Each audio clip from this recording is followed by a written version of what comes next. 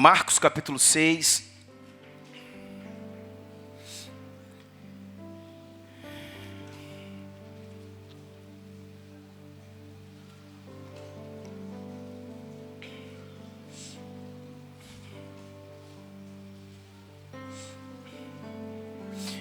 Abre em Êxodo também, deixa o Marcos aí, daqui a pouco a gente chega nele.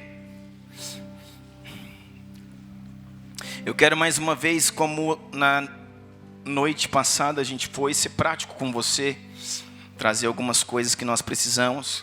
E o título dessa mensagem é As Maiores Mentiras do Mundo. Amém? As maiores mentiras do mundo. Irmão, quem é o pai da mentira?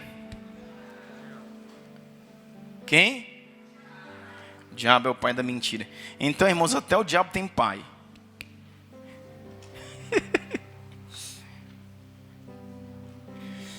Até o diabo é pai, né? Porque ele é o pai da mentira. O Senhor tem nos chamado para exercer uma paternidade, irmãos, de destino, amém? Porque Satanás tem exercido paternidade, irmãos. Ele é pai da mentira e através da mentira ele desconfigura seus filhos. Amém? E eu quero falar com você sobre isso, alguns pontos, especificamente 5 pontos, que são sofismas. O que é um sofisma, pastor? Sofisma é algo que tem aparência de verdade, mas é uma mentira. Sofisma é aquilo que é uma embalagem do produto, está escrito lá que é perfume importado, mas na verdade é água de cheiro. Né? Então, sofisma é aquilo que tem aparência de verdade, você uma vida inteira até creu naquilo como uma verdade, mas não é verdade, é mentira. E eu quero trabalhar esses pontos com vocês. Baseado, irmãos, no povo de Israel, quando estava cativo no Egito, e quando Deus levanta Moisés para ir libertar o povo, para ir, libertar esse povo do Egito. A palavra de Deus diz que quando eles chegam lá a primeira vez, eles dizem assim a Faraó: liberte o povo, o meu povo. Moisés diz assim para Faraó: liberte o povo, meu povo, para que possamos ir ao deserto e no caminho de 3 dias nós possamos adorar ao Senhor. Nós possamos fazer uma grande festa ao Senhor. Então, irmãos, objetivo, diga comigo, o objetivo da libertação é adoração. Deus não te liberta, irmãos, para você ser livre.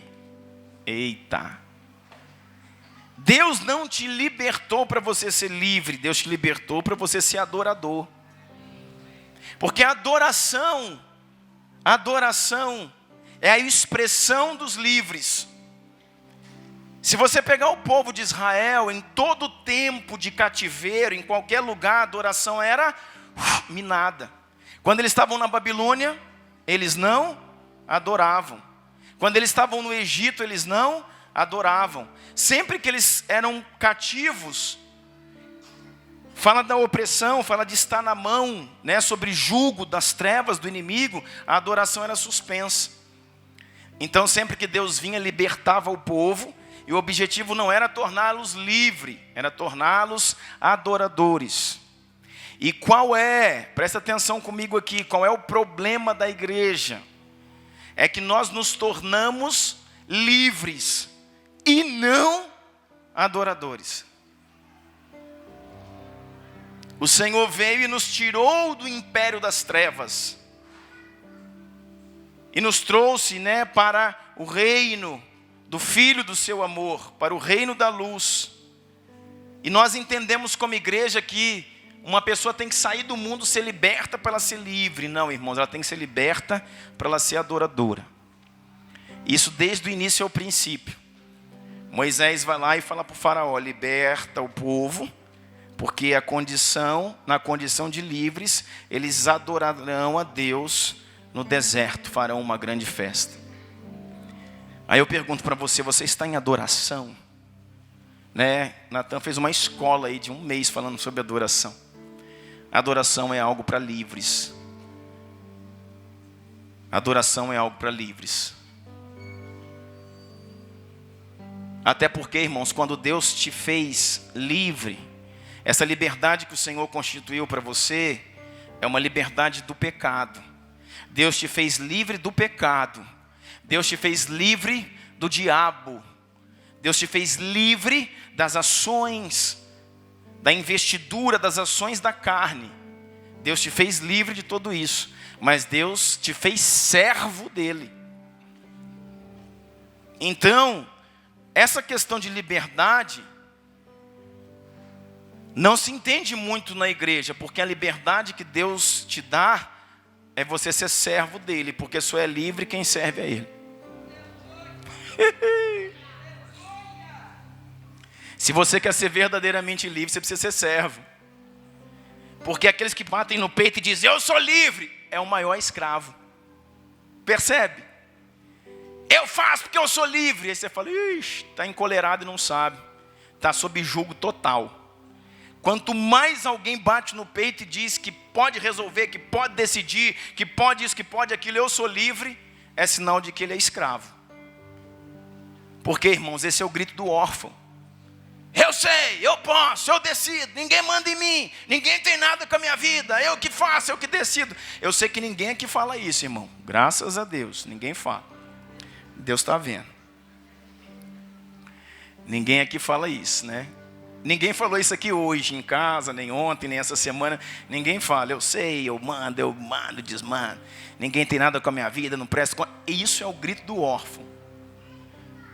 Porque, irmãos, quanto mais livre eu penso que sou, entendeu? Mais cativo eu ainda estou. Porque, na verdade, a liberdade que o Senhor nos deu, irmãos, é liberdade do pecado. Você é livre do pecado. Foi o que eu falei um pouquinho lá em Uberlândia. Você não precisa pecar, porque você foi livre dele. Quando você peca, é uma escolha. Então, você foi livre do pecado. Só que você é servo de Cristo. Nós não acabamos de falar aqui no início do culto que ele é seu Senhor. E se ele é seu Senhor, você é o seu servo. Então, irmãos, na verdade, a liberdade que temos é só trocar de Senhor. Nós tínhamos como Senhor o mundo, Satanás, seus princípios e doutrinas. Aí nós mudamos de Senhor. E aí nos tornamos livres. Embora continuamos servos. Você entendeu isso? Aí nós nos tornamos, Neto, livres, embora continuemos servos. Nós só trocamos de Senhor. Por quê, irmãos? Porque o Senhor lá, porque o Senhor do Egito, porque o Senhor, o príncipe deste mundo, te trata como um escravo. Mas o Senhor, o nosso Deus, Ele é Senhor, mas Ele trata os seus servos como filhos. Então, embora sendo servo, eu me sinto filho, não me sinto escravo, me sinto filho, porque o meu Senhor, o meu Pai também é o meu Senhor. O meu Pai também é o meu Senhor. Eu sou filho e sou servo, tenho um Pai que é Senhor, só que eu não me sinto servo, me sinto filho. Porque também foi nos dado um espírito de adoção, pelo qual clamamos, Abba, Pai. Então, irmão, você não é livre de coisa nenhuma, cara. Você não é livre de nada. Você é servo de Cristo. Paulo não começava as cartas a escrever assim, Paulo, servo de Cristo. Aí você pluga lá o original e vê que servo que é esse. A palavra é escravo de Cristo.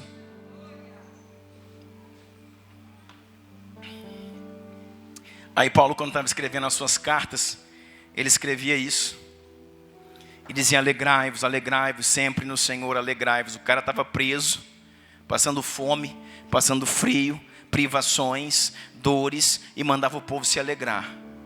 Por quê, irmãos? Porque o seu corpo estava preso, mas a sua mente, o seu espírito estava livre.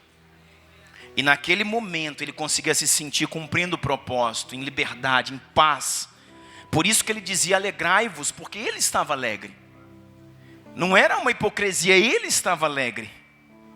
E ele dizia sempre, eu não sou prisioneiro de Roma, eu sou prisioneiro de Cristo. Quando a Agripa veio falar para ele: seu Paulo, tu vais ser decapitado. Paulo, tu foi criado aos pés de Gamaliel. Tu foi ensinado na maior escola rabínica da época. Tu é mestre de mestres.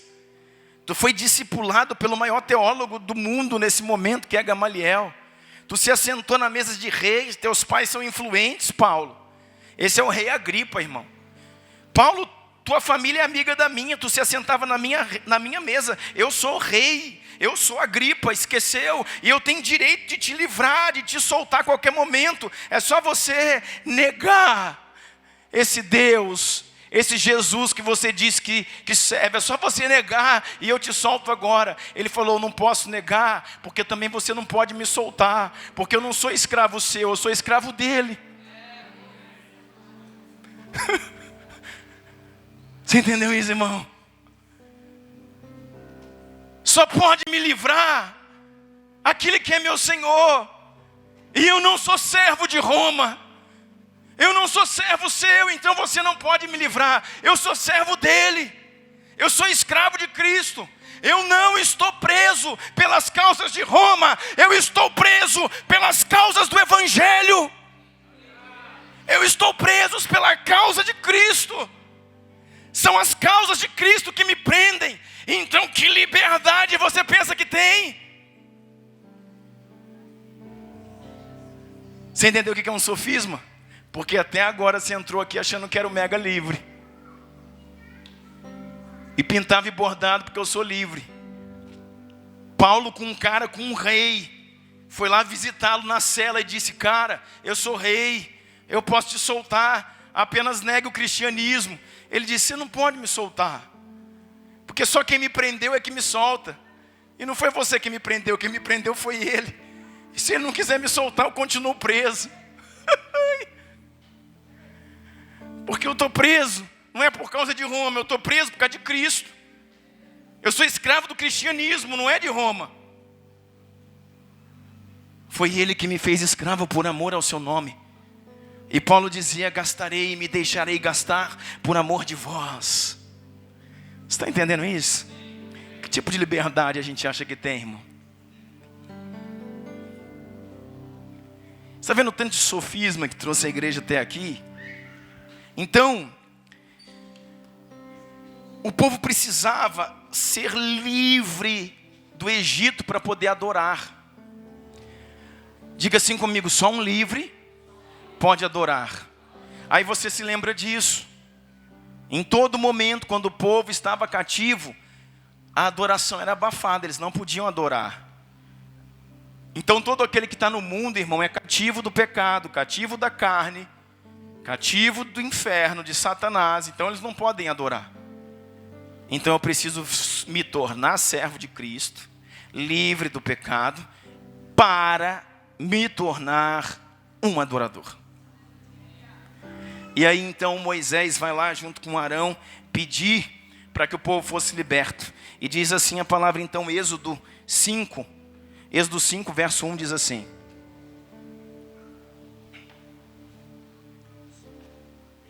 Êxodo 5, 1. Depois disso, Moisés e Arão foram falar com Faraó e disseram: assim diz o Senhor, o Deus de Israel: deixe meu povo ir para celebrar-me uma festa no deserto. Olha. Depois disso, Moisés e Arão foram falar com Faraó e disseram: assim diz o Senhor, o grande eu sou, o Deus de Israel, e Ele mandou nós virmos a ti, para que você solte, liberte o povo, para celebrarmos uma festa no deserto. No original, a celebração de uma festa, adoração a Deus no deserto.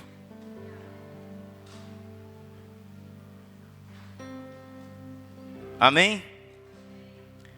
Adoração a Deus no deserto.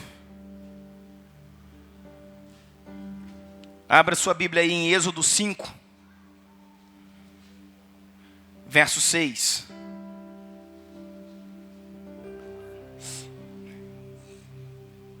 Vamos começar a ver aqui as maiores mentiras do mundo. Êxodo 5, 6 diz assim: naquele mesmo dia, deu ordem a Faraó e aos superintendentes do povo e aos seus capatazes, dizendo: daqui em diante, não torneis a dar palha ao povo para fazer tijolos, como antes acontecia. Eles mesmos vão e ajuntem para si palha. Exigirei deles a mesma conta de tijolos que antes eles faziam. Nada eu vou diminuir dessa cota, porque estão ociosos. Por isso clamam: vamos e sacrifiquemos ao nosso Deus. Agrave-se o serviço sobre esses homens, para que nele se apliquem e deem ouvidos a palavras mentirosas. Para que nele se apliquem e não dê ouvidos a palavras mentirosas. As mentiras, irmãos, as maiores mentiras do mundo, como toda mentira, são mentiras de Satanás. A primeira delas é falta de tempo. Falta de tempo. Geralmente você tem falta de tempo pelo quê? Por excesso de quê? De trabalho. Uma das maiores mentiras do mundo é: eu estou trabalhando demais, por isso não tenho tempo para Deus. E na verdade isso ainda não é nem a mentira, porque isso é uma verdade. Você está trabalhando demais e por isso você não tem tempo para Deus. Qual que é a maior mentira? É que esse trabalho seu excessivo é uma bênção. É que esse trabalho seu excessivo é uma bênção. Deus agora resolveu me prosperar. Eu estava ruim das pernas, rapaz, não tinha nada. Estava complicado. E aí agora eu trabalho de dia, de noite, de dia, dia santo, feriado, sábado, domingo, Natal, Ano Novo, e arrebentando tudo. E altos negócios, altas propostas. E aí eu estou indo, pastor. Aí domingo, uma vez no mês eu apareço. Domingo, uma vez no mês eu apareço. Escola de hombridade não vai dar para ir, a outra também não vai, porque pastor tal. Irmãos, Êxodo 5:6 diz que o povo começou a falar em adoração. Quando Moisés chegou e foi pedir para Faraó libertar o povo começou a se alvoroçar, porque eles estavam entendendo que era o tempo da libertação. E o povo começou então a criar uma expectativa no coração deles, de adorar, de celebrar, de se entregar a Deus. E eles começaram a falar sobre: gente, vamos voltar a esse lugar de adoração, vamos voltar ao nosso lugar de culto, vamos voltar ao nosso lugar de consagração, vamos reunir as nossas casas, vamos trazer as famílias para a mesa, vamos colocar um altar para Deus novamente. Faraó, deixa eu falar para você uma coisa, irmãos, Faraó é a figura, é uma expressão, é um apontamento. Faraó é um apontamento de Satanás, do príncipe do mundo. E o Egito é uma expressão do mundo. E Faraó é uma expressão de Satanás, que aprisiona o povo de Deus, que aprisiona a igreja Israel. Até que venha um libertador. E como é que esse povo saiu do Egito? Você lembra? Como é que esse povo saiu do Egito? Esse povo saiu do Egito a partir de quê? Diga comigo. Da Páscoa. Diga comigo: um cordeiro foi morto. E o seu sangue, nas vergas e umbrais da porta, liberaram os escravos e trouxeram para servir ao Senhor. Então, irmãos, aquela simbologia da Páscoa, do cordeiro, da morte, é a simbologia de Cristo, é a simbologia da cruz. Então não tem nada mais claro para você entender que a cruz de Cristo te tira do Egito e te traz para um lugar de adoração, onde você adora com o seu corpo, com a sua vida, com o seu recurso, com o seu coração, com tudo que você tem, com tudo que você é. Está entendendo isso? Então a maior mentira, irmãos, que se pode ter é: agora eu estou arrebentando, então...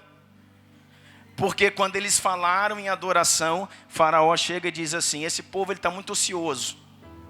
Esse povo está trabalhando pouco, aumente o trabalho. O que esse povo fazia lá no Egito? Eles faziam tijolos para a construção das pirâmides. para a construção dos palácios. Grande parte da arquitetura do Egito, irmãos, foi feita, foi talhada pelos hebreus, que nas margens do rio Nilo pegavam palha, eles davam a palha, eles iam lá, misturavam a palha com água e barro, e dali eles tomavam daquela água barrenta, era a água que eles tomavam. E a Bíblia fala que a comida desse povo era pepino, cebola e alho. Era a principal comida deles. Pepino, cebola e alho. Imagina o mau hálito. Pepino, cebola e alho. E comiam, bebiam das águas barrentas do Nilo.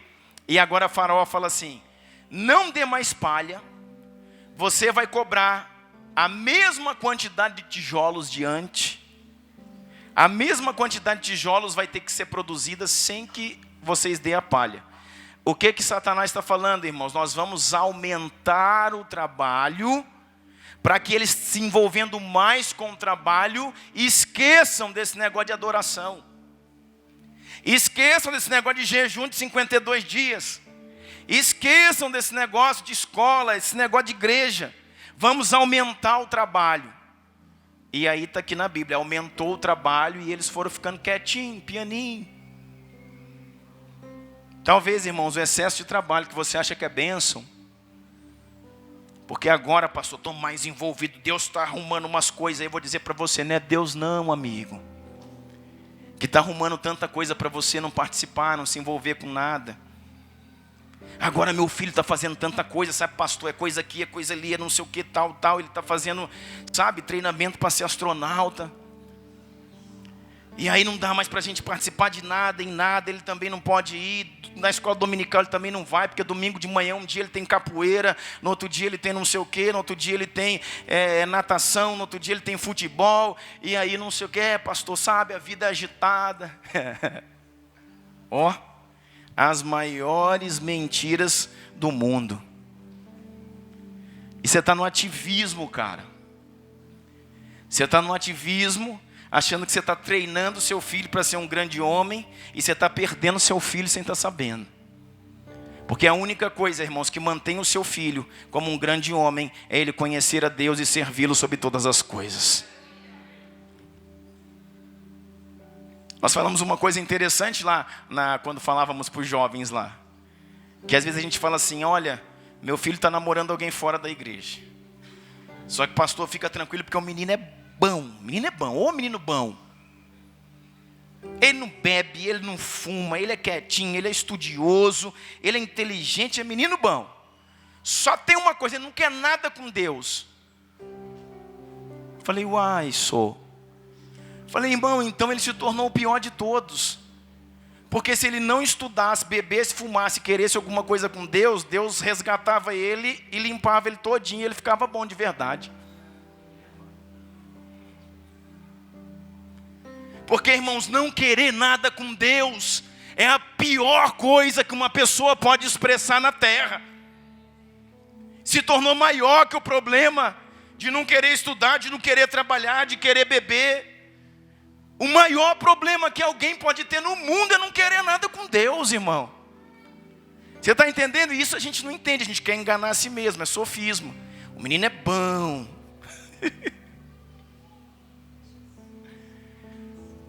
E aí nós entramos no jugo desigual que nós falamos lá. Irmãos, quem é solteiro aqui, adolescente, jovem, perdeu essa mensagem. Está entendendo? Então, irmãos, ativismo. Às vezes você está lá enfiado com a cara no seu negócio, na sua empresa, isso e aquilo, e dedicando tudo e dando o máximo. E parece que você também está orando o tempo que dá. E as coisas estão acelerando. Aí você fica numa expectativa, cara, Deus está me abençoando. Eu não tenho mais tempo de fazer nada para Ele, mas Deus está me abençoando. As maiores mentiras do mundo. Quando o povo pensou em adorar a Deus, Satanás não veio e falou assim, proíbe eles de adorar. Não, falou, não mexe na ideia deles não, deixa eles querer continuando adorando. Vocês só pegam e enchem eles de trabalho. Redobra o trabalho, que eles vão parar com essa ideia rapidinho de tanto trabalhar. Vão ter tempo só de chegar em casa e dormir. E ainda vão achar que está tudo bem.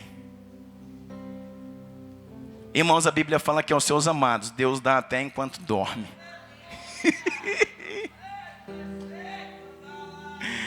Enquanto você dorme, Deus te acrescenta. Essa mesma Bíblia diz que é tempo de trabalhar e tempo de descansar. Tempo de comer, de beber, tempo, sabe, de desenvolver e tempo de cultuar. Amém, irmãos? Aí diz assim, vamos lá, continuando. Diz a Bíblia assim, Êxodo 8:25, abre aí para mim.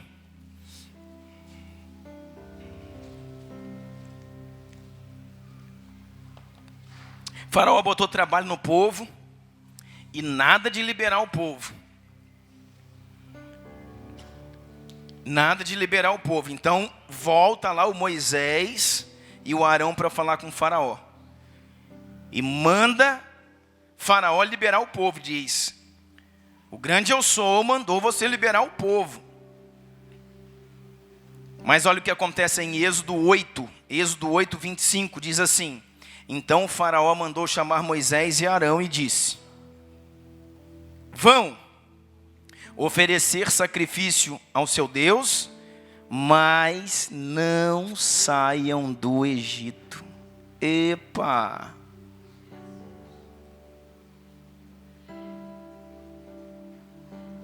Você entendeu aí já?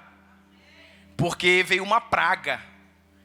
Aqui aumentou o trabalho e nada de liberar o povo. Aí o que o Senhor começou a fazer? O que Deus começou a fazer? Assolar, açoitar o Egito com as pragas. Lembra aquele tanto de praga das 10? Rã, gafanhoto. Aí sempre que vinha uma praga, irmãos, aí o diabo, o Faraó, chamava Moisés para poder negociar a saída do povo. Aí mandou chamar Moisés e falou assim: tá bom, vocês querem adorar? Pode ir, vão oferecer sacrifício ao seu Deus lá no deserto, mas não saiam do Egito. Vocês vão sacrificar no Egito.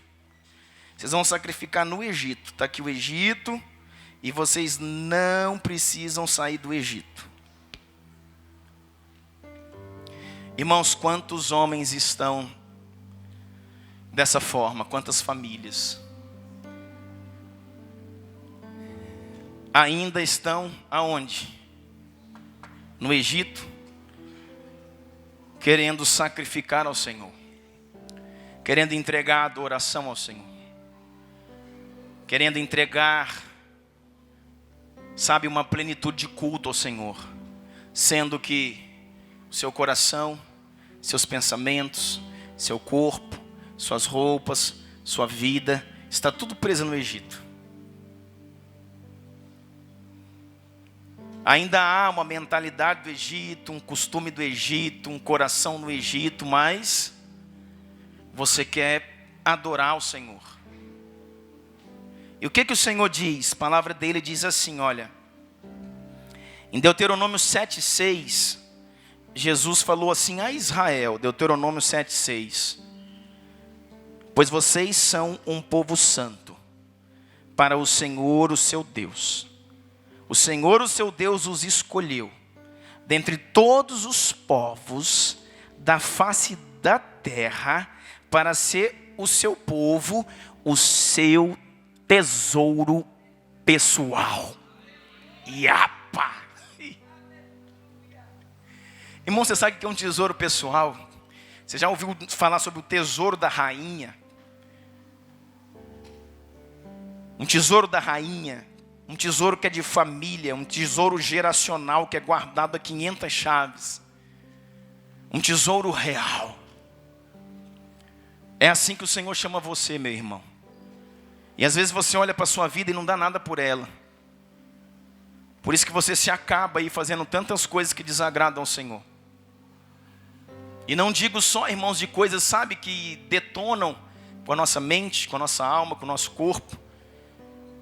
Mas até, irmãos, a sua baixa autoestima, a sua falta de autoestima, até a sua falta de identidade, irmãos, denunciam a sua falta de conhecimento, de entrega, de adoração ao Senhor. Deuteronômio 7:6 diz: vocês são um povo santo para o seu Deus. O Senhor, o seu Deus, os escolheu dentre todos os povos da face da terra para o seu povo, o seu tesouro pessoal. E olha o que 1 Pedro 2:9 diz agora para a igreja. Vamos lá, 1 de Pedro, capítulo 2, verso 9. 1 de Pedro 2:9. Pois vós sois geração eleita, sacerdócio real, nação santa e povo exclusivo de Deus, para anunciar as grandezas daquele que os chamou das trevas para a sua maravilhosa luz. Você pode aplaudir a Jesus?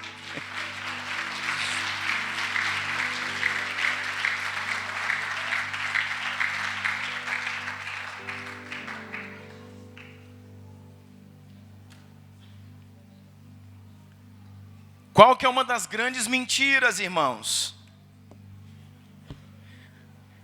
Adorar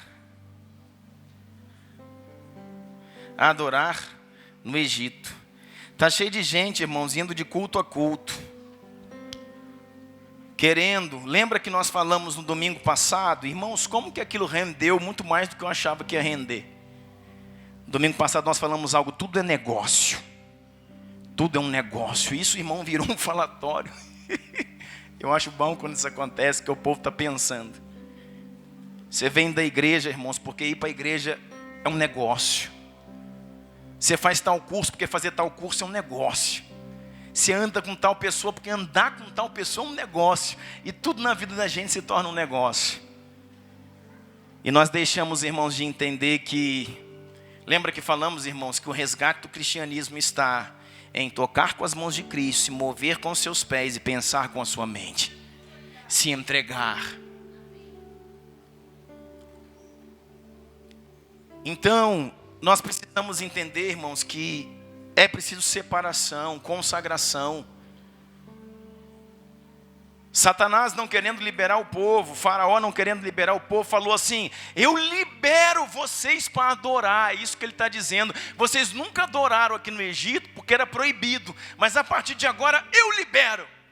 Vocês podem adorar. Monta, sabe, um púlpito aqui, faz uma igreja no Egito, monta um tabernáculo aqui, fica aqui dentro do Egito.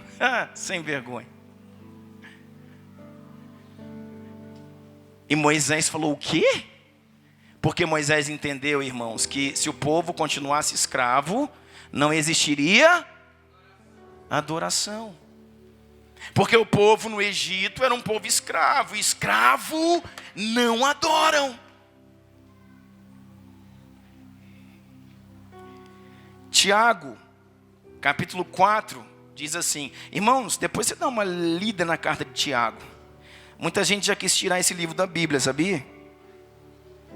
Muita gente já quis rasgar do cânon bíblico esse livro de Tiago.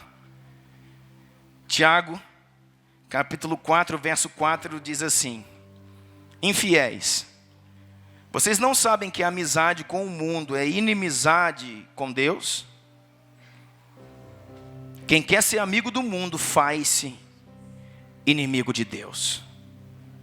Ou vocês acham que é sem razão que a Escritura diz que o Espírito que Ele fez habitar em nós tem fortes ciúmes de nós?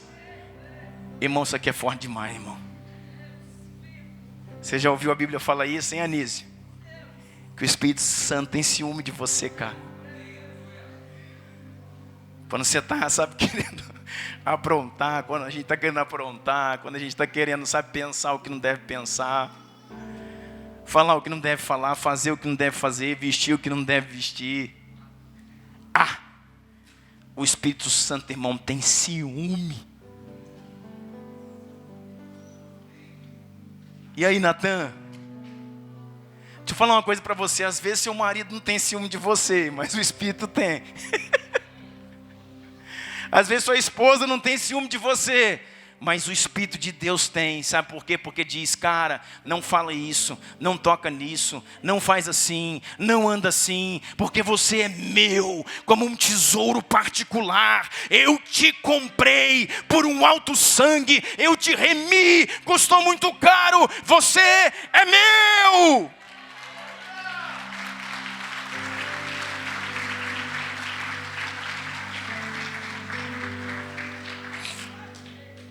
Pensa nisso, irmão, antes de pular fora, irmão. Pensa nisso antes de pisar fora da linha. Linha fina, linha fina. Linha fina. Pensa nisso antes de pisar fora da linha. Você que está namorando aí, ó, esses jovens aí, sabe, internet, sabe, zap zap, pensa nisso. Os olhos de Deus estão em todos os lugares. O olho do pai não está, da mãe não está, mas o olhão de Deus lá. Quando vocês pensarem em pecar, olha para cima, vai ver um olho desse tamanho assim, ó, dentro dele tem fogo. Aquele ali é o olho de Deus. Irmão, diante do Senhor, eu vivi isso. Quando eu era um adolescente de 16, 17 anos, eu entrei na faculdade com 17 anos. Estava lá num pensionato, sabe, no meio do pensionato, estava igual na casa de Eli. Uma orgia geral no pensionato, eu quietinho no meu quarto lá, dizendo, meu Deus, e agora? O que eu faço aqui? E quando, irmãos, você pensava, sabe, em defraudar, em quebrar, você olhava para cima, irmão, e via um olho desse tamanho queimando. Você fala, epa! Porque os olhos de Deus estão em todos os lugares, irmãos. Os olhos de Deus estão em todos os lugares. E a palavra de Deus diz, às vezes os olhos do seu pai escapam de você, da sua mãe escapam de você, do marido escapa de você, os olhos da esposa escapam de você, mas os olhos do Senhor nunca escapam de você.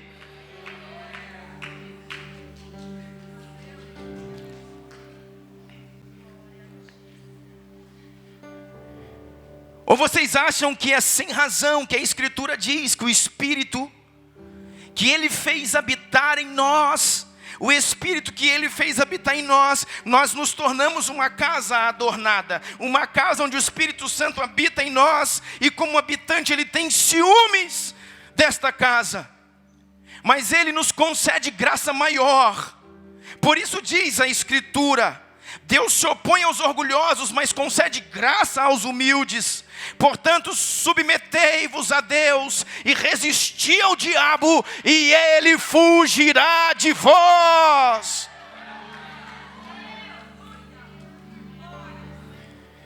Irmão, você só peca se você quiser. É isso que falávamos lá. Porque é uma escolha para mim e para você.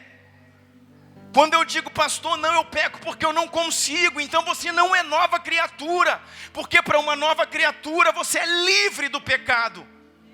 Se o pecado te escraviza, você é uma velha criatura ainda. Então qual que é a necessidade nesse domingo? Aceitar Jesus e converter, irmão. Mas se eu já fiz isso, eu sou nova criatura. Então o pecado para mim é escolha.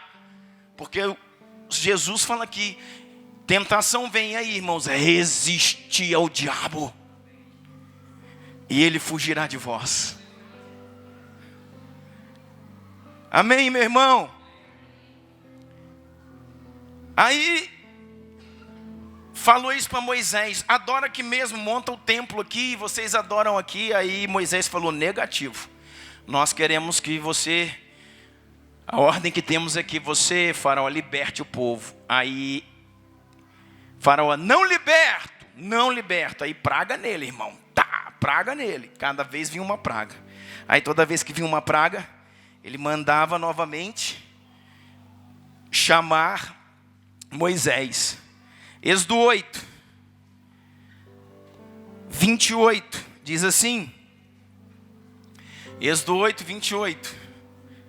Aqui no 2, o povo não podia sair. Agora no 3, vamos ver o que ele vai falar. Êxodo 8, 28. Disse Faraó, tá bom, Moisés, eu vos deixarei ir. Aí você diz, aleluia. Vão lá, ofereçam sacrifícios ao Senhor, o Deus de vocês, lá no deserto. Pode sair e vai lá no deserto. Mas não se afastem muito. e orem por mim também. Joga aqui para mim, deixa eu ver. Disse Faraó: eu os deixarei ir, oferecer sacrifício ao Senhor, ao seu Deus no deserto. Mas não se afastem muito e orem por mim também. As grandes mentiras do diabo. Qual que é a mentira? Você pode adorar a Deus sem se afastar. Sem se afastar do Egito. Você pode adorar a Deus no Egito, mentira. Mas você pode adorar a Deus sem se afastar do Egito. Esse, irmãos, é o famoso crente Raimundo. Se você chama Raimundo, irmão, me perdoa. Né? Isso é um dito muito antigo que diz que o crente Raimundo é um pé na igreja e um pé no mundo. Pé na igreja e pé no mundo. E como tem, irmão, parece que os Raimundos estão aumentando, irmãos, nos últimos tempos. Deixa eu te falar uma coisa para você, importante, séria. Irmão, isso aqui é muito sério. E quando eu leio isso aqui, eu não fico olhando para você não, eu penso em mim. Sabe qual era a tática do diabo antigamente? Satanás vinha e fazia com que a pessoa dentro da igreja, ela caísse, pecava, fazia com que algo acontecesse no namoro dela, no casamento dela, nas finanças, em algum motivo, em alguma brecha, ela caísse. Mas aí quando ela se via no pecado, e aquilo muitas vezes de alguma forma era exposto, aí tinha aquela coisa, ela sentia aquela culpa, a pessoa ia para o mundo, a pessoa saía da igreja, desviava da igreja. Isso era muito ruim, irmãos, muito ruim. Mas agora, irmãos, os tempos mudaram, e o diabo mudou a tática. O diabo desenvolveu uma nova tática, porque o povo peca e não vai mais para o mundo, continua dentro da igreja pecando consequentemente, sem se afastar da igreja. E talvez lá, irmãos, você tinha uma ovelha perdida, ou um filho pródigo, alguém lá fora, que você agora tinha certeza que precisava de ser reinserido, Péricles, num contexto. Você sabia que aquela pessoa tinha que ser reinserida, porque por uma queda ela se afastou do caminho. Agora o problema é que todo mundo é dracma. Na parábola do filho pródigo, tem a ovelha perdida, o filho perdido e a dracma perdida. A dracma perdida fala daquele que está perdido dentro da casa. É aquele que se perdeu dentro da casa. Ele pecou, caiu, está dentro da casa, e aí ninguém sabe onde está, porque o seu pecado está encoberto. E aí ele adora ou pensa que adora, mas flerta com o pecado. E aí ele está aqui na grande mentira do diabo. Adore ao Senhor sem se afastar do Egito. Continue agindo assim no seu trabalho. Continue negociando do jeito que você negocia. Continue falando da forma como você fala. Continue sentando com as pessoas que você senta. Vou te falar, irmãos, nós estamos na linha fina. Até a mesa que você senta, irmãos, nas suas condições sociais, irmãos, Deus colocará a mão nos próximos dias. Nós estamos ensinando isso na escola de hombridade. Naquele texto que diz, sabe, bem-aventurado o homem que não anda segundo o conselho de ímpios, não se detém no caminho dos pecadores, e não se assenta na roda de escarnecedores. Os dois primeiros pontos, os pecadores e os ímpios, está falando daqueles que são ímpios, do mundo, afastados. E o Senhor fala, não se assenta nessa mesa para comunhão. E o terceiro ponto fala de escarnecedores. O termo ali para escarnecedores é aquele que, conhecendo a verdade, não cumpre a verdade. Ou seja, os escarnecedores estão dentro da igreja. E o Senhor diz que você deve evitar de sentar com o escarnecedor. Aí está um sofisma. Por quê? Porque alguma coisa que um dia te ensinaram é meu irmão em Cristo, mas é escarnecedor. Porque é seu irmão em Cristo que vive nessa condição de mentira. querendo adorar sem se afastar do Egito. Aí você se assenta com ele. Mas como você não tem base para influenciá-lo, é ele que te influencia.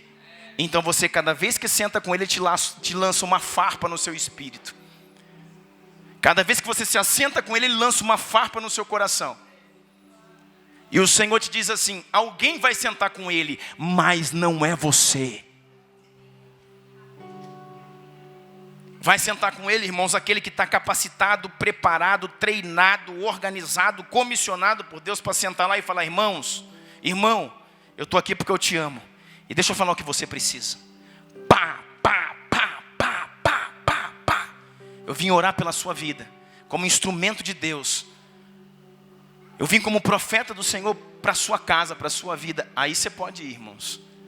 Mas não é isso que acontece na maioria das vezes.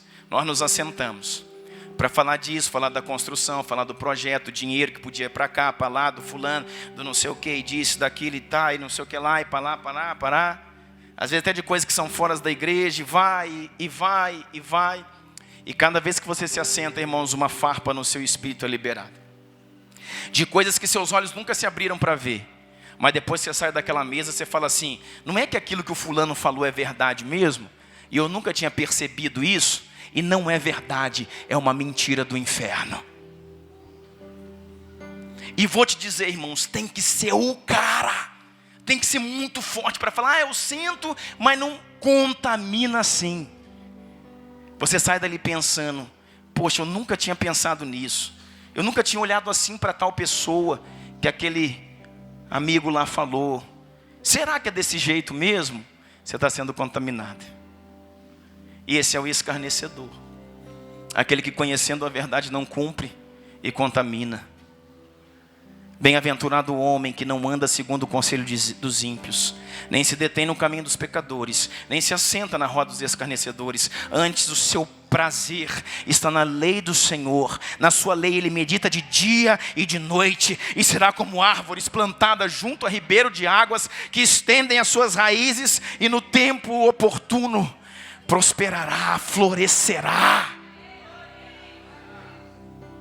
Suas folhas nunca secam.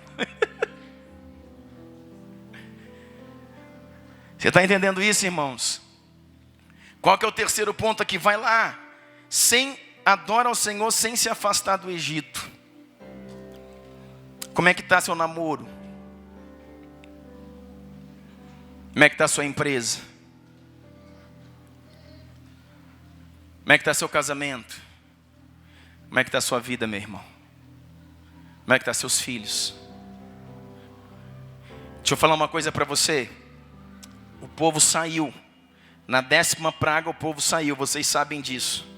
Aí eles saíram do Egito. Aí quanto tempo eles ficaram no deserto?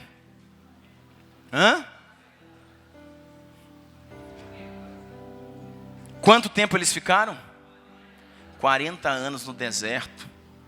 E você sabia que eles tinham saído do Egito, mas o Egito não tinha saído deles. Então eles já estavam no deserto. Eles saíram do Egito, mas o Egito estava neles. Sabe onde isso aqui muda? Lá em Josué 5. Quando para atravessar o Jordão, o Senhor diz: pega faca de pederneira em Gibeate Aralote e circuncida todos os filhos de Israel, porque são incircuncisos. A intervenção da paternidade de Deus vindo sobre um povo sem aliança. Quando ali então eles são aliançados para atravessar o Jordão, diz: naquele dia, 40 anos depois, o opróbrio, a vergonha, o costume do Egito foi retirado deles. Então o povo estava 40 anos no deserto, 40 anos que haviam saído do Egito, mas o Egito não saiu dele. E aqui, irmãos, o Egito, irmãos, é uma cultura. O Egito, irmãos, é uma forma de pensamento, uma estrutura de pensamento que interfere na forma como você fala, na forma como você se veste, na forma como você negocia, na forma como você se relaciona com a sua esposa, com os seus amigos, ou você se relaciona como santo, ou se relaciona como profano. E a vontade de Deus, irmãos, não é fazer você vir no culto. A vontade de Deus é transformar todo o seu ser. Em todas as coisas. De todas as formas. O que ele estava dizendo aí? Saiam do mundo, mas não por completo. Mantenham contato. Satanás estava dizendo, pode ir, vai lá adorar o povo, eu mando uma escolta, vocês adoram no deserto, mas volta para trás. Ou seja, mantenham contato. Fiquem perto.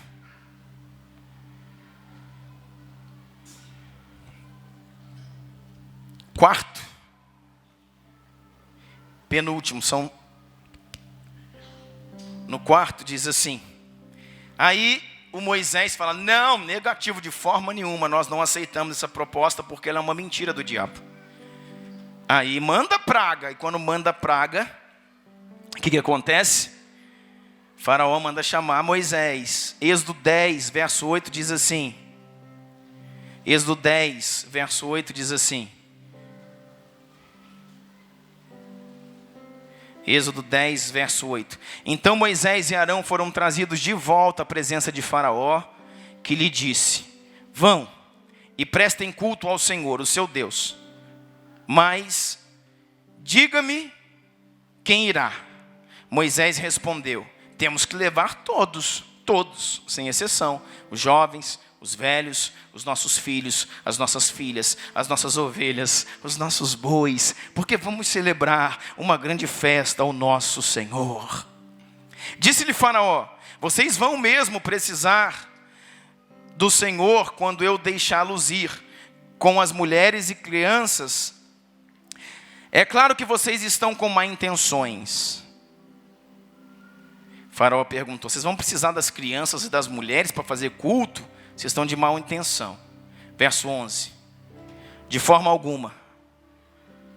Faraó está dizendo, de forma alguma. Só os homens podem ir prestar culto ao Senhor, como vocês têm pedido. Moisés e Arão foram expulsos da presença de Faraó. Irmão, sabe o que ele falou?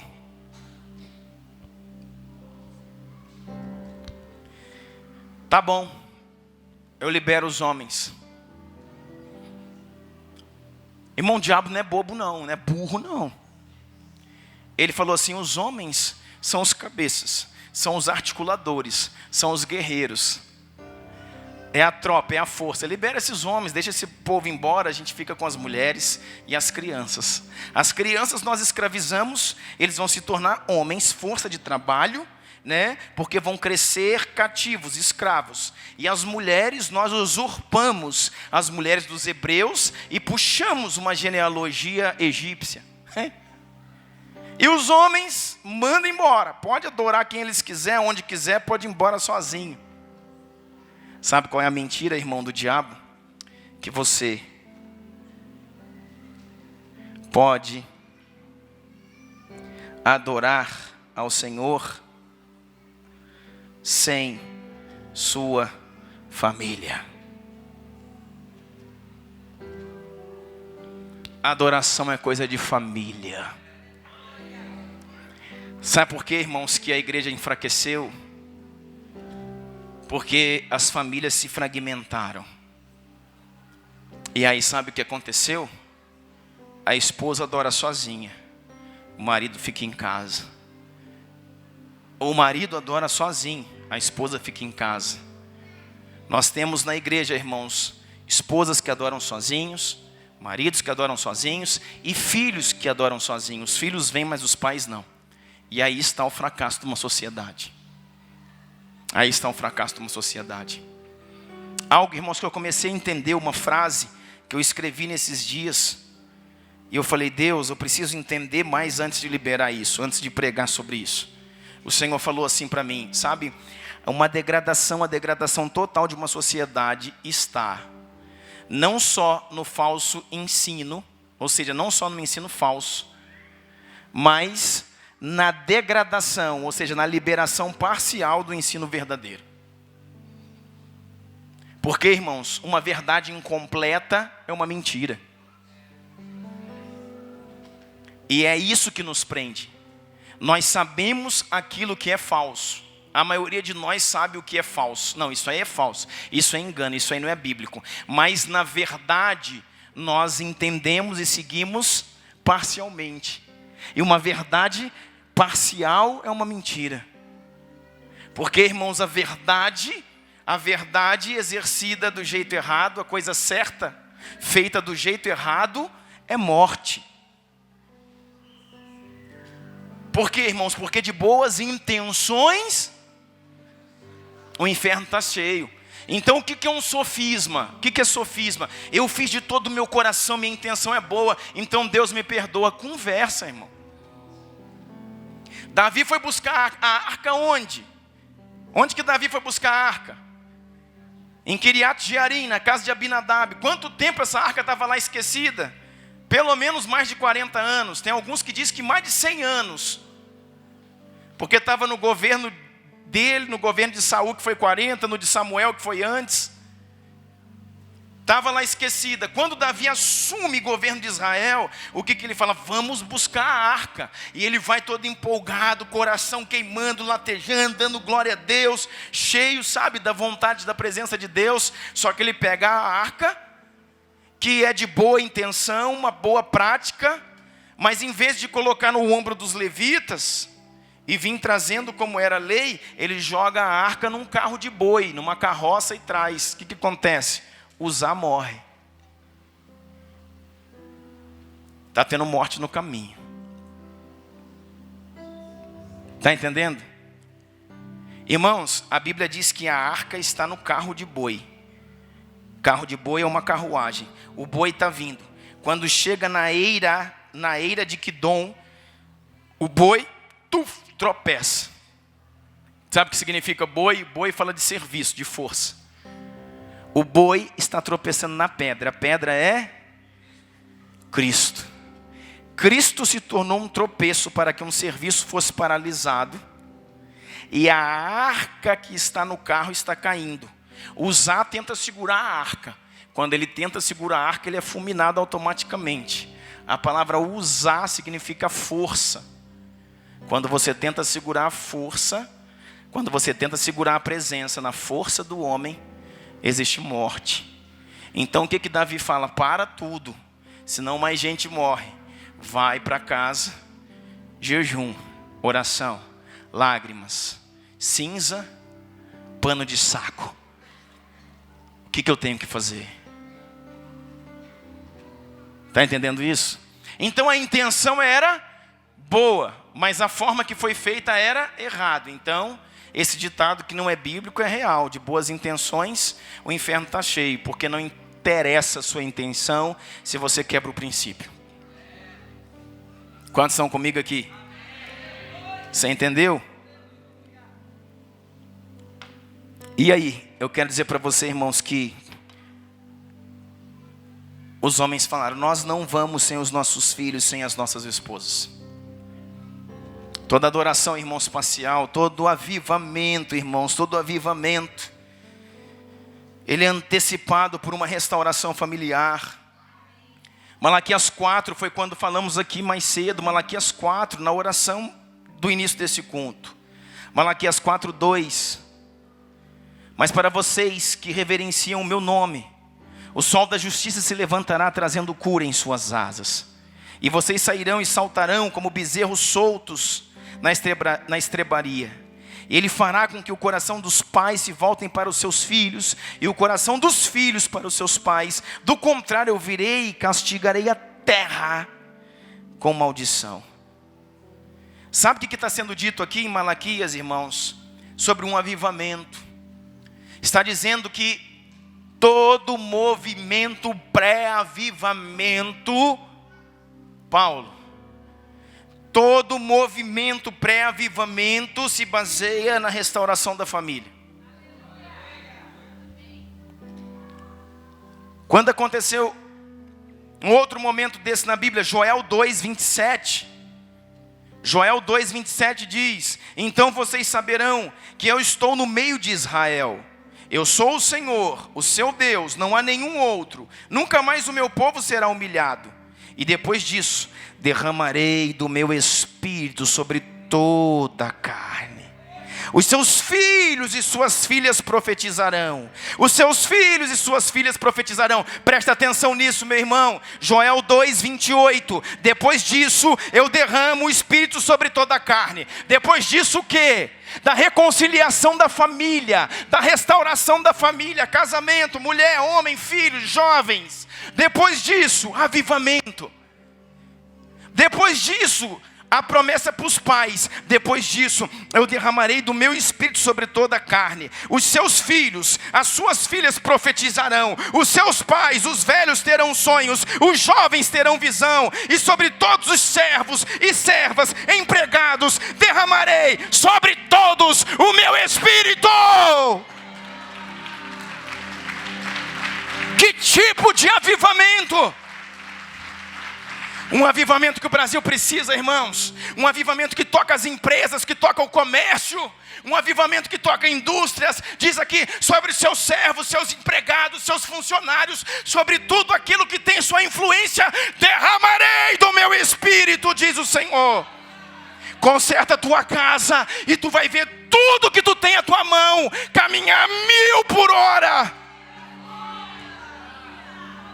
Porque a promessa, irmão, apresenta uma casa na rocha diante do Senhor. Apresenta uma casa edificada diante do Senhor. E peça o que você quiser, irmão, e você vai ver acontecer.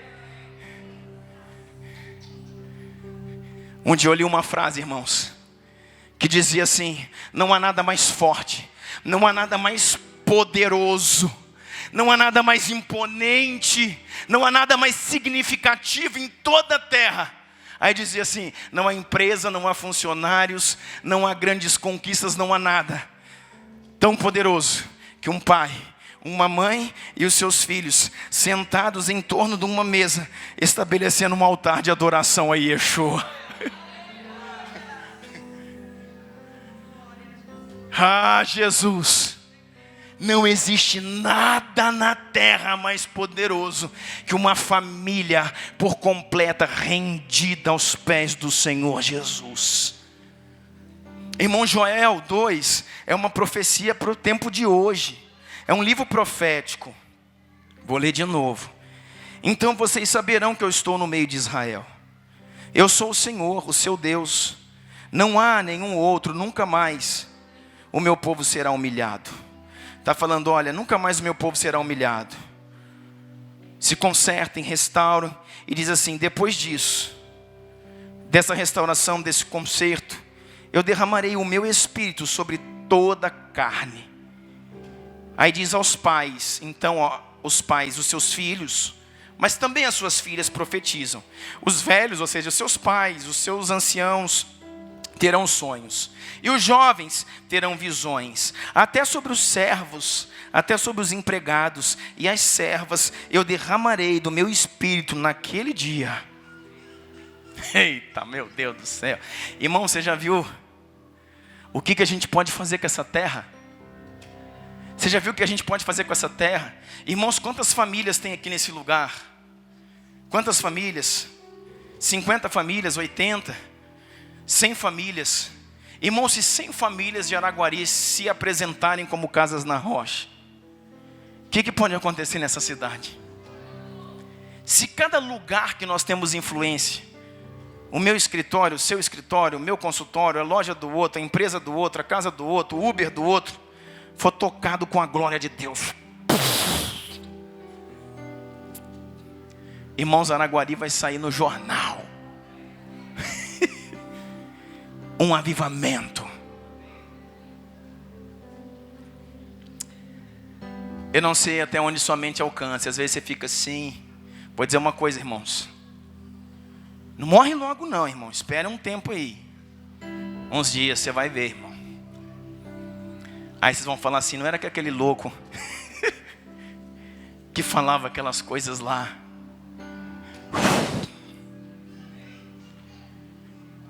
Não é que Deus resolveu fazer isso mesmo?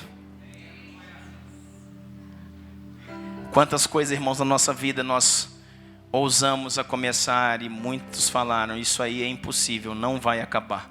E todas elas se concluíram. Sua família pertence ao Senhor, você precisa lutar por ela. Você precisa lutar por ela até o fim. Você precisa pagar um alto preço, investir, buscar. E você precisa trazer a sua casa para adorar o Senhor com você. Sai desse lugar, irmão, que fala, qualquer dia acontece. Não, irmãos. Jejua, ora, creia, profetiza, proclama, guerreia. Último ponto. A última cartada do diabo para impedir uma igreja de adorar é o seguinte. Eles não aceitaram essa proposta aqui, praga neles. Aí o faraó fala, não vai ter jeito não. Nós vamos ter que liberar esse povo, senão nós vamos ser consumidos. Aí o que acontece? Diz assim, Êxodo, deixa eu abrir aqui.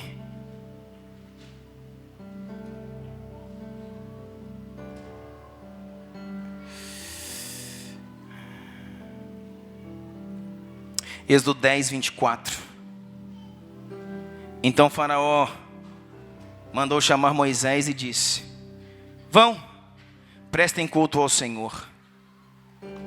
Deixem somente as ovelhas e os bois. As mulheres e as crianças podem ir. Vão, vocês estão liberados, vão.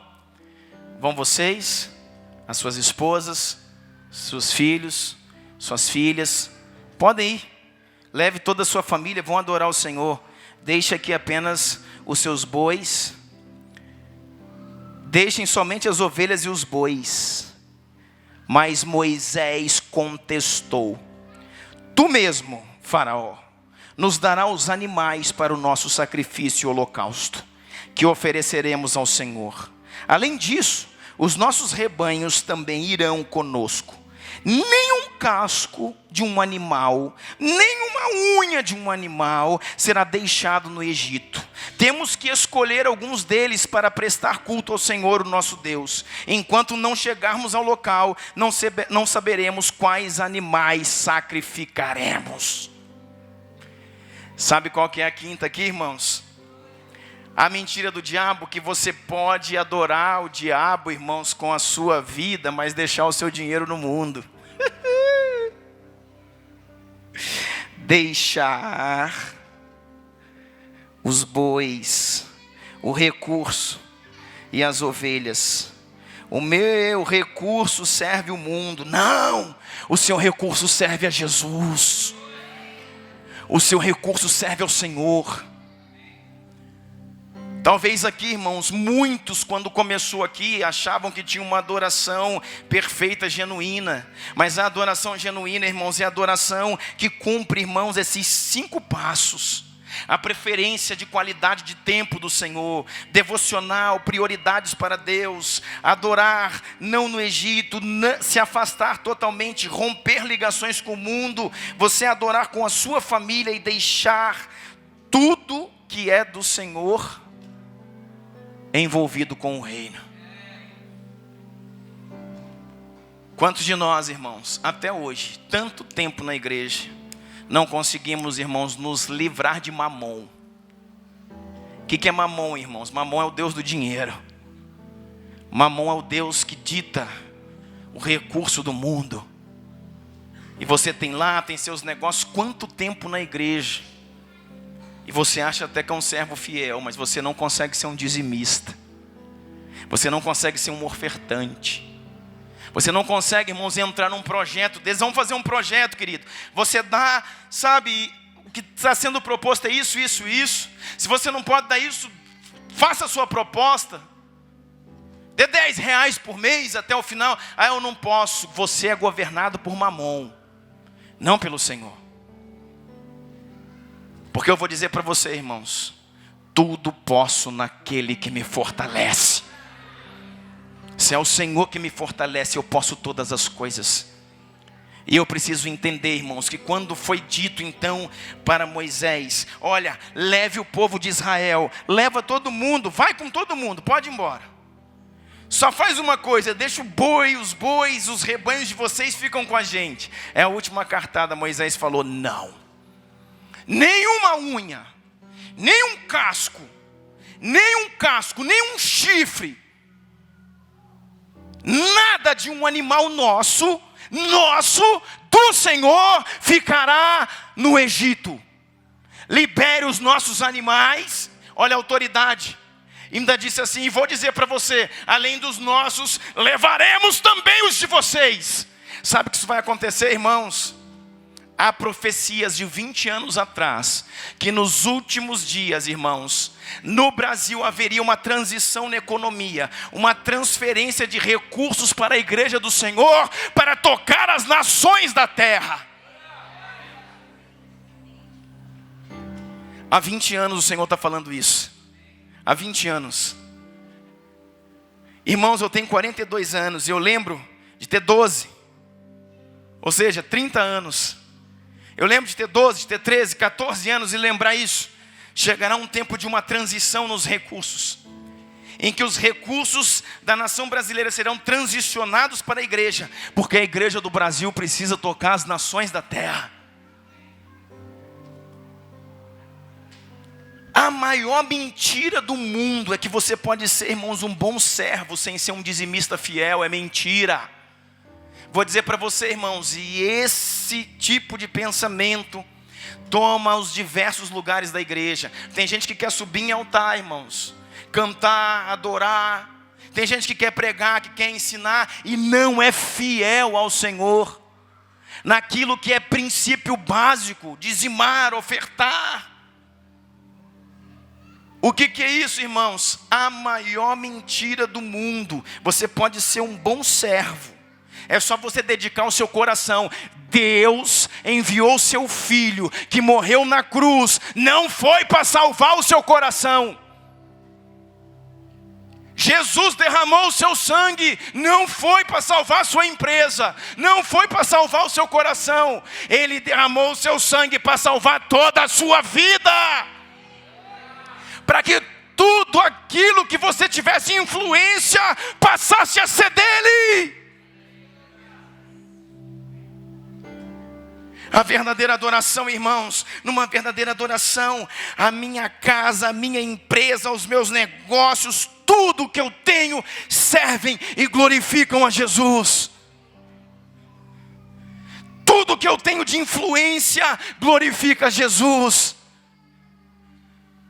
Meus funcionários glorificarão a Jesus. Toda a nossa renda, toda a nossa empresa, toda a nossa casa, todo o nosso negócio, nada será retido. Sabe o que isso quer dizer, irmãos? Que você veio do Egito. Que você veio do Egito para Canaã, para a terra prometida, para o governo do Senhor, e não deixou nada daquilo que está sob a sua influência lá no Egito. Porque tem muita gente que chegou aqui, na última cartada, dedicou tempo, saiu do Egito, está adorando em família, só que seu recurso ainda serve o mundo. O seu recurso ainda serve o mundo. Porque você não dedica o seu recurso, irmãos, na totalidade, da forma como Deus está pedindo. Sabe qual é um sofisma? Vou te dar um sofisma. Dependendo da quantia que você dá, você fala assim, eu dou muito já. Por exemplo, eu dou 10 mil reais. Isso deve ser muito para aquela igreja, capaz que não tem ninguém que dá esse tanto. É o que você precisa dar? Se está aprovado, Deus abençoe e Ele vai te abençoar. Se não é, irmãos, você pode dar 100 mil, mas se 100 mil não é o seu dízimo, não é a sua oferta, há brechas na sua vida, querido. E nesse tempo, Deus vai tocar todas as coisas. Sabe por quê, irmão? Deus vai nos ensinar a viver como Ele espera que nós possamos viver. Deus vai nos ensinar, irmãos, a ser verdadeiramente uma igreja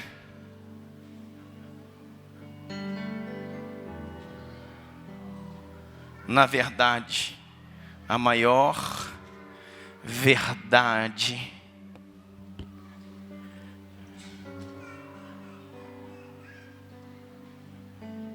Verdade do mundo é obedecer.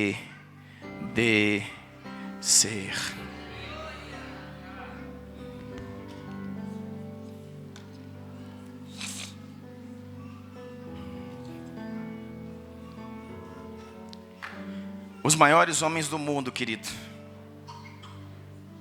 que tocaram o mundo financeiramente, eles foram além.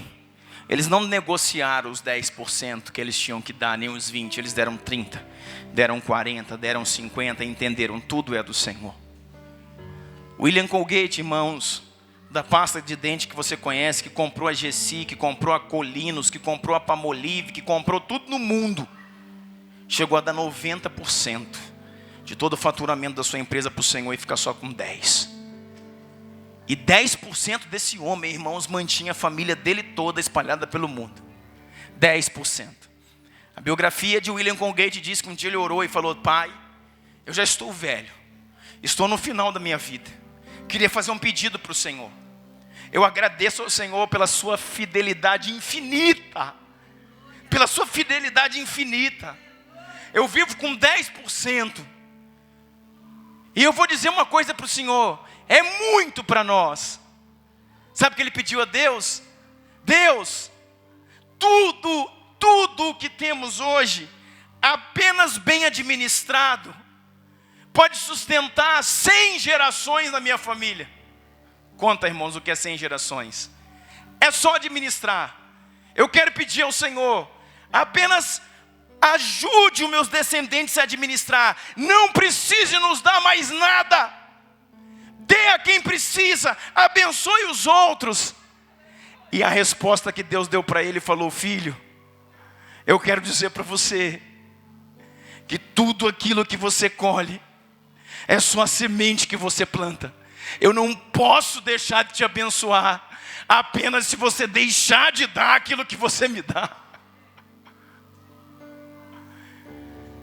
Para que eu cesse a fonte sobre ti, não me dê mais nada. Está lá escrito, irmãos. E ele falou: nunca, Deus, nunca eu deixarei a minha fidelidade. E o Senhor falou: então a minha nunca te faltará. Só que fala disso, mexe com a gente. E quando isso afronta minha mente, o meu coração, e dá aquela coceira, irmãos, quer dizer, querido, precisamos aceitar a Jesus. Nos entregar e dizer: Deus, me ajuda, porque me falta um pouco ainda, Deus, ser aquilo que o Senhor me chamou para ser. Deixa eu dizer uma coisa para você, irmãos. O maior engano de Satanás é colocar na sua mente uma mente mesquinha e achar que alguma vez na sua vida, irmãos, Deus pode te dever alguma coisa. Deixa eu te falar alguma coisa, querido.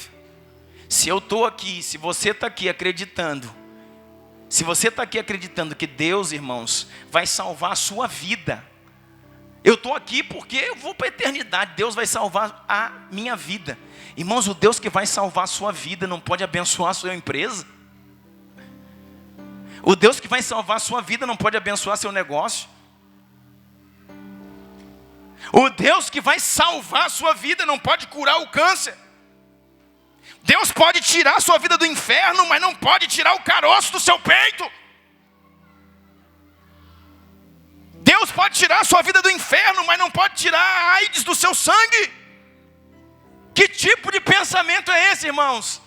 Mesquinho, pequeno. Deus pode todas as coisas. E quando eu entendo Deus por entender isso, eu nunca fui ativado em relação a isso, Pai. Hoje eu estou sendo, Deus está usando os seus profetas e abrindo um entendimento. Deus, eu vou adorar a Ti com todas as coisas. Nenhuma unha daquilo que é meu servirá ao Egito. Eu entregarei a Ti tudo que te pertence. Prepare-te para entrar em esferas que você nunca entrou. Prepare Escolhe-te para ter influência onde você nunca teve. Porque Deus não é homem para que minta, não é filho do homem para que se arrependa. E o que Ele fala, Ele cumpre.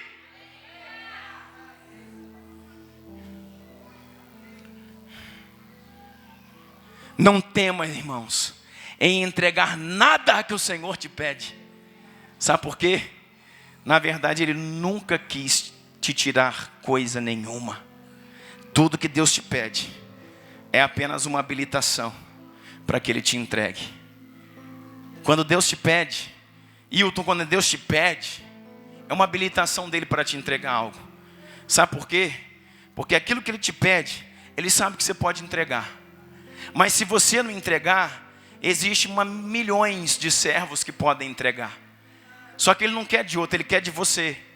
Porque o outro já tem, já recebeu. Você, Ele quer dar hoje, Ele quer abençoar hoje, Ele quer fazer hoje. Quando Deus te pede é porque Ele quer te entregar. E quando você obedece, Ele libera a dupla honra, os lugares de autoridades no Espírito. Porque Deus não precisa de nada que seja de um homem. Eu estou me apegando, irmão, a isso, aquilo, 9%, 8%, 10%. Irmão, Deus é Deus. A Bíblia fala que Ele é dono de todo o ouro e de toda a prata. Deus não precisa de nada que é seu, de nada que é meu. Se ninguém dessa igreja aqui der nada para essa construção, você acha que a construção vai parar, irmão? Se é dele, não vai parar, irmão. Vem oferta da China, da Europa, da África, e quando você menos imaginar, está pronto. Porque Deus governa o mundo.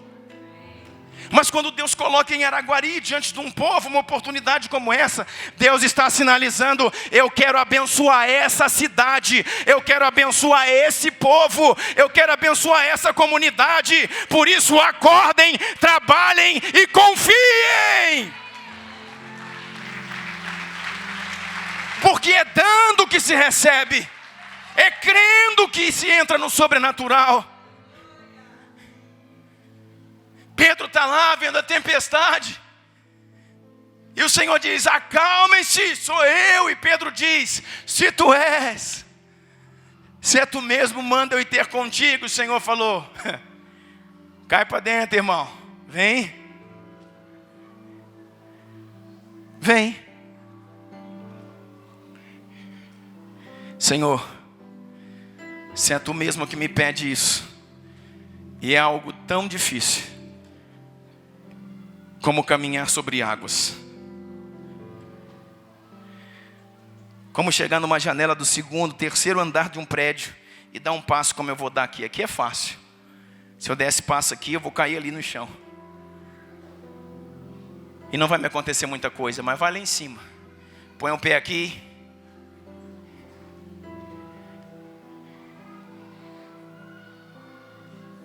E se o Senhor está falando: venha.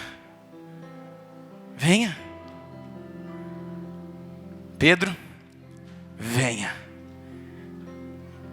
A palavra de Deus, irmão, se tornou uma ponte para os seus pés. Quando você começar a caminhar por fé, obedecendo, cada passo vai tendo agora uma nova relevância. E você vai dizendo: meu Deus, por que eu não vivi isso antes? Por que eu não acreditei nisso antes? Por que eu não aprendi isso antes? Irmãos, princípios. Foi como nós ministramos lá em Piracicaba, a conferência Casa na Rocha, sobre famílias. Um senhor veio chorando para mim, 60 anos mais ou menos, e disse: pastor, pelo amor de Deus, pastor. Eu falei: o que foi, meu irmão? Por que eu não aprendi isso 30 anos atrás? Irmãos, em prantos, ele me agarrava e gritava: por que você não passou na minha vida 30 anos atrás? Por que você não me disse isso há 30 anos atrás? Por que ninguém me falou isso há 30 anos atrás? Eu tinha obedecido, eu tinha aberto mão, eu tinha entregue a minha vida, a minha casa, e estaria hoje em outro lugar. Você tem a oportunidade hoje, irmãos, de obedecer a Deus com fidelidade, de ser o que Ele te chamou para ser, de fazer o que Ele te chamou para fazer. Você tem a oportunidade de marcar o seu nome, de mudar a história da sua família, de mudar a história da sua cidade. Basta apenas que você acredite, confie e se entregue a Deus como nunca antes. Amém. Fica de pé comigo em nome de Jesus. Vamos orar.